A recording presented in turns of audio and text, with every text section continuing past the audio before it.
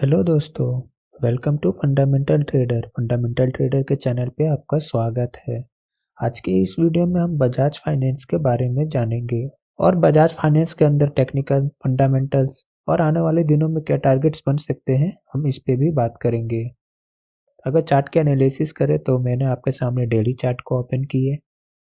अगर आप देखेंगे तो आज ओपनिंग होती है 4870 रुपीज़ से और बजाज फाइनेंस 2.25% की दबाव में चल रही है। और मैंने अपने पिछले वीडियो में पहले भी बताया था कि निफ्टी और बैंक निफ्टी एक क्रिटिकल रेजिस्टेंस जोन पे आकर रुक गई है और आपको यहाँ से अब कोई भी फ्रेश पोजीशन बाय नहीं करना चाहिए। और मेरी एग्जैक्ट लेवल पे ही आकर निफ्टी ने फॉल दिया है। अगर टेक्निकल इंडिकेटर्स की बात करें तो आप देखिए आरएसआई की लेवल 38 निकल कर आती है और एमएसीडी पे भी स्ट्रॉन्ग बेयरिश मोमेंटम बना हुआ है। और अगर मैं वीकली चार्ट पे एनालिसिस देखूं तो आप देखिए बजाज फाइनेंस के अंदर बहुत ही क्रिटिकल सपोर्ट पर आकर कैंडल आज रुकी हुई है और अगर ये सपोर्ट लेवल को सस्टेन कर लेता है तो बजाज फाइनेंस के अंदर तेजी फिर से बन सकती है। और अगर ये सपोर्ट लेवल टूटता है तो आने वाले दिनों में हमें और भी नीचे की तरफ फिसलता हुआ दिखाई दे सकता है। अगर आरएसआई के लेवल को देखें तो 61 निकल कर आती है और वो भी एक डाउनवर्ड के स्लोप में है। और अगर एमएसीडी की तरफ देखें तो आप देखिए शायद बियरिश क्रॉसओवर आने वाले दिनों में बन सकता है। अगर मंथली चार्ट पे हम ट्रेंड को समझे तो ट्रेंड अपवार्ड की तरफ है, नो डाउट, कोई प्रॉब्लम नहीं है। और बजाज फाइनेंस भारत की नंबर 1 कंपनी में से एक है और अगर आप इसमें निवेश करना चाहते हैं तो बिल्कुल बेफिक्र होकर निवेश कीजिए, हर प्राइस पे निवेश कीजिए। अगर मैं मंथली चार्ट पे देखूँ तो आप देखिए एक बियरिश इंगल्फिंग कैंडल बनती हुई दिखाई दे रही है। और अगर आरएसआई के लेवल देखूं तो 62 निकल कर आती है, एमएसीडी पे बुलिश क्रॉसओवर बना हुआ है। अगर मैं लॉन्ग टर्म के लिए देखूं तो लॉन्ग टर्म के लिए बुलिश है, लेकिन अगर शॉर्ट टर्म की बात करूं तो अभी आपको थोड़ा वेट करना चाहिए। अभी बैंक निफ्टी पे बहुत दबाव बना हुआ है, रेजिस्टेंस जोन में है और इसी वजह से बजाज फाइनेंस और बहुत सारे शेयर निफ्टी के, बैंक निफ्टी का फाइनेंशियल सेक्टर्स में आपको दबाव दिखाई दे रहे होंगे। और अभी तो मैं यही बोलूँगा कि आपको पोजीशन नहीं बनाना चाहिए, आपको थोड़ा वेट करना चाहिए, तेजी को वापस आने दीजिए। अगर क्रिटिकल रेजिस्टेंस जोन के ऊपर बुलिश कैंडल बनने लग जाएगी तो मैं आपको अपने वीडियो में ज़रूर बताऊंगा, आप फिर वहां से बाय करने की तैयारी कर सकते हो। या फिर आप मेरे टेलीग्राम चैनल फंडामेंटल ट्रेडर में जुड़ सकते हो, क्योंकि मैं वहाँ पे कुछ मैसेजेस पहले दे देता हूँ आप लोगों को। अगर आप जुड़ना चाहते हो तो जुड़ सकते हो, कोई प्रॉब्लम नहीं है। बजाज फाइनेंस के अगर फंडामेंटल्स को देखो तो मुझे नहीं लगता इसमें ज़्यादा कुछ बताने की ज़रूरत है आपको, आप लोगों को पहले से पता है। ब्लू चिप कंपनी है, फाइनेंशियल सेक्टर्स में वर्क करती है, लोन्स देती है। अगर बजाज फाइनेंस की रिटर्न ऑन इक्विटी के बारे में बात करूँ तो आप पहले ये पढ़ लीजिए रिटर्न ऑन इक्विटी होता क्या है। रिटर्न ऑन इक्विटी 20.2%, ये बहुत ही अच्छा है। अगर डेप्ट की बात करें तो कंपनी के ऊपर लगभग 1,24,900 करोड़ का डेप्ट है। डेप्ट टू इक्विटी रेशियो 3.64, ये थोड़ा ज़्यादा है। लेकिन अगर कंपनी के बिजनेस की बात करें, कंपनी के मार्केट कैपिटलाइजेशन की बात करें, कंपनी के बिजनेस की डिमांड की अगर बात करें तो ये नंबर 1 है। मतलब अपने बिजनेस में, अपनी डिमांड में, हर चीज़ में ये नंबर 1 है। ये कंपनी के ऊपर डेप्ट है, मैं मानता हूँ, लेकिन इसके परफॉर्मेंस आप देखिए, इसकी चार्ट पैटर्न को अगर आप देखेंगे तो बहुत ही शानदार रिटर्न्स बनाकर दिए हैं शेयर होल्डर्स को। और बजाज फाइनेंस कोई छोटी मोटी कंपनी नहीं है। बजाज फाइनेंस के अंदर अगर मैं शेयर होल्डिंग के बारे में आपको बताऊंगा तो बजाज फाइनेंस के अंदर बजाज फाइनेंस सर्विसेज जो इसकी पेरेंट कंपनी है, इसकी होल्डिंग सबसे ज़्यादा है। मार्केट कैपिटलाइजेशन की बात करूँ तो आप देखिए बजाज फाइनेंस नंबर 1 पे है और दूसरे नंबर पे बजाज फाइनेंस सर्विसेज है। दोनों की दोनों भारत की नंबर 1 कंपनी में से एक है। और भारत के टॉप 10 मार्केट कैपिटलाइजेशन की बात करें तो बजाज फाइनेंस और बजाज फाइनेंस सर्विसेज दोनों टॉप 10 के अंदर ही आती है। अगर मैं रेवेन्यू की बात करूँ तो आप देख लीजिए रेवेन्यू कंटिन्यू अप ट्रेंड में रहती है। पेंडेमिक में थोड़ी डाउन हुई थी। 2020 ईयर की बात करें तो सभी कंपनियों की हालत खराब थी, लेकिन 2021 के बाद सबसे आगे बढ़ेंगी और आपको मुनाफा बना के देंगी। अगर फाइनेंशियल प्रॉफिट के बारे में बात करें तो आप वो भी देखिए अप ट्रेंड में है। नेट प्रॉफिट देखिएगा, वो भी अप ट्रेंड में है। अगर शेयर होल्डिंग पैटर्न की बात करें तो एफडब्ल्यूआई ने अपनी होल्डिंग को 2% से इंक्रीज कर लिया है। बजाज फाइनेंस एक लार्ज कैप कंपनी है, एक ब्लू चिप कंपनी है और भारत की गिनी चुनी कंपनी में से एक है जिस पे आप भरोसा कर सकते हैं।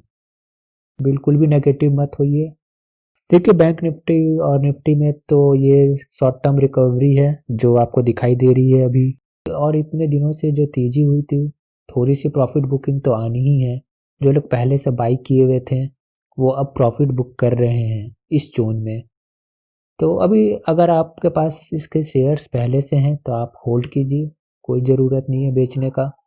तो मुझे लगता है बिल्कुल नर्वस नहीं होना चाहिए आपको, एकदम बिंदास रहिए, कोई प्रॉब्लम नहीं है। अगर प्रॉफिट बुकिंग आ भी रही है तो आने दीजिए और आपको अपना शेयर्स को होल्ड कर लेना चाहिए। मैं अगर लेवल्स की बात करूँ तो आप देखिए बजाज फाइनेंस के अंदर 4657 की बहुत ही इम्पोर्टेंट क्रिटिकल सपोर्ट है, और अगर ये 4657 की सपोर्ट अगर टूट जाती है और उसके नीचे क्लोजिंग हो जाती है, उसके बाद और भी नीचे फिसलने के चांसेस है। और उसके बाद नेक्स्ट सपोर्ट जो दिखाई देती है वो है 4270 की। तो बस मैं आपको ये बोल रहा हूँ कि आपको अलर्ट रहना चाहिए और अभी आपको फ्रेश पोजीशन फ़िलहाल नहीं बनाना चाहिए। मैं आपको बताऊँगा आपको कब फ्रेश पोजीशन बनाना है, तो आप वेट कीजिए, मेरे चैनल के साथ ज़रूर बने रहिए। अगर मैं बैंक निफ्टी को देखूँ तो आप देखिए बैंक निफ्टी आज भी दबाव में चल रही है, और मैंने बताया था अपने पिछले वीडियो में कि ये जो ज़ोन है ये बहुत ही क्रिटिकल रेजिस्टेंस ज़ोन है और इस ज़ोन में आपको बिल्कुल भी बाय नहीं करना चाहिए। ये जो लेवल है 32700 और 31770, इस ज़ोन में आपको बिल्कुल भी बाय नहीं करना चाहिए, कोई भी फ्रेश पोजीशन नहीं बनाना चाहिए। आपको बाय करना है तो जब बैंक निफ्टी की लेवल 32,700 के ऊपर चली जाए और उसके बाद बुलिश कैंडल बनाने लगे, आप वहाँ से बाय करो। और मैं अगर सपोर्ट ज़ोन की बात करूँ तो 31780 और 31650 ये जो रेंज है ये एक सपोर्ट ज़ोन है। इस रेंज में अगर बुलिश सिग्नल बनती है और फिर इंडिकेटर्स और ऑप्शन चेन के हेल्प लेकर आप बाय की पोजीशन बना सकते हो, लेकिन कंफर्मेशन ज़रूर ले लेना, या फिर मेरे टेलीग्राम चैनल से आप ज़रूर जुड़ जाना, मैं वहाँ पे आपको बता दूंगा कि आपको कब बाय करना है। और अगर ये जो इम्पोर्टेंट लेवल जो मैं बताया हूँ 31650, और अगर ये ब्रेक कर देता है तो भाई साहब फिर नीचे गिरने की बहुत ज़्यादा चांसेस बढ़ जाएगी, और उसके बाद जो गिरेगी उसके बाद जो इम्पोर्टेंट लेवल है वो है 30932। मतलब अगर 31650 के लेवल तोड़ दी तो फिर 30,000 की लेवल भी आपको देखने को मिल सकती है। तो आप अलर्ट रहिएगा, बिल्कुल भी बाय मत कीजिए अभी इस जोन में। अगर मैं निफ्टी 50 के चार्ट को देखूं तो आप देखिए जो मैंने मार्क किए हैं नो बाय जोन, आपको इस जोन में बिल्कुल भी बाय नहीं करना है। अगर आपको बाय करना है तो बाय कीजिए 14,700 के ऊपर के लेवल पे, जब कैंडल्स ग्रीन कैंडल्स बनने लग जाए। और 14,220 की जो लेवल है वो बहुत ही क्रिटिकल सपोर्ट लेवल है, अगर वो ब्रेक कर देती है तो 14,000 के लेवल पे भी जा सकती है। तो अलर्ट रहिए, इस जोन में आप बिल्कुल भी पोजीशन मत बनाइएगा। अगर मैं वॉल्यूम के एनालिसिस करूं तो आप देखिए पिछले 1 मंथ से और 1 वीक में वॉल्यूम कंटिन्यू डिक्रीज हो रही है, डिलीवरी भी डिक्रीजिंग है और प्राइस भी डिक्रीज हो रही है। मतलब वॉल्यूम और प्राइस दोनों एक साथ गिर रहे हैं। इसका इशारा तो यही है कि आने वाले दिनों में प्राइस और गिर सकती है।